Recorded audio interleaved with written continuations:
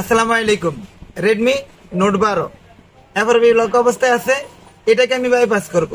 তো Redmi note 12, Redmi note 13, Redmi 12, তো এই ফোনগুলো একেবারে নতুন হওয়াতে হাতে বাইপাস করা অনেকটাই টাফ।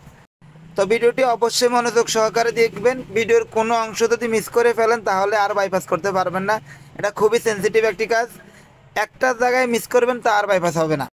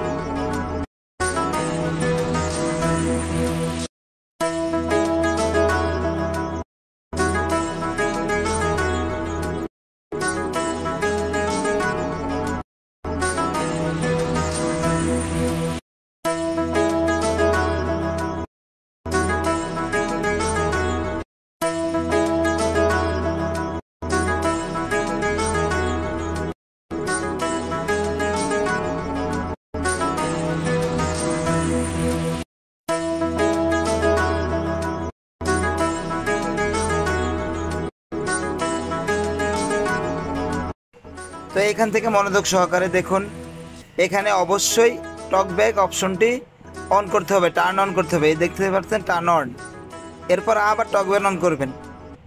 এখানে দেখতে পাচ্ছেন স্ক্রিনে কোনো প্রকার এয়ারটেল কাজ করে না, তো আবার টকব্যাক এবার অফ করে দেন।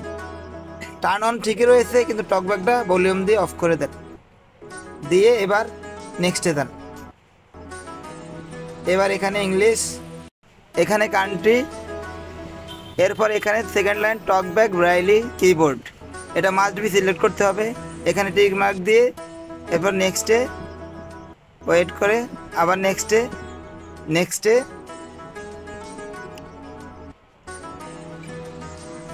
তো এখানে হচ্ছে টার্ন অন অ্যাক্সেসিবিলিটি সেটিংস। এখানে অ্যাক্সেসিবিলিটি মেনু,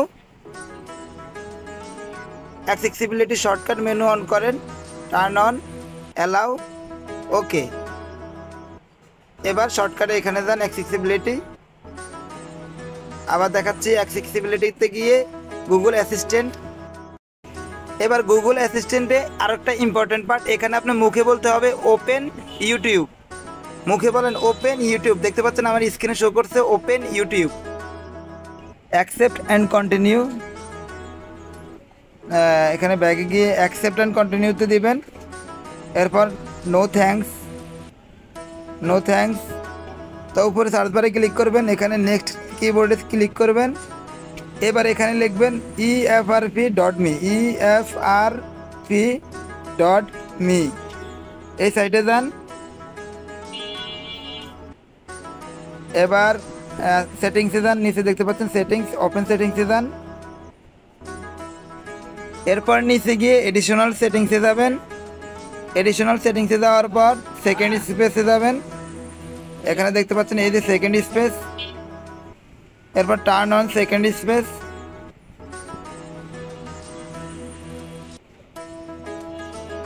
এখানে ওয়েট করেন, এবার কন্টিনিউতে দেন।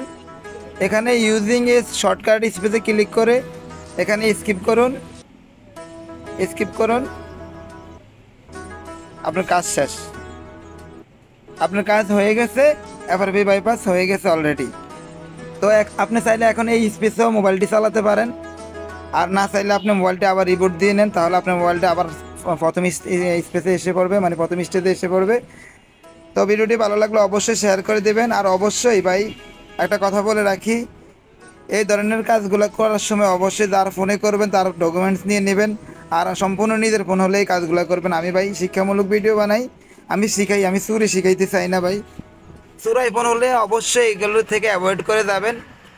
আর ভিডিওটি ভালো লাগলে অবশ্যই শেয়ার দিবেন, আর আমার পেজটি ফলো করে দিবেন। এই ধরনের ভিডিও আমি প্রতিনিয়ত আমার পেজে দিয়ে থাকি।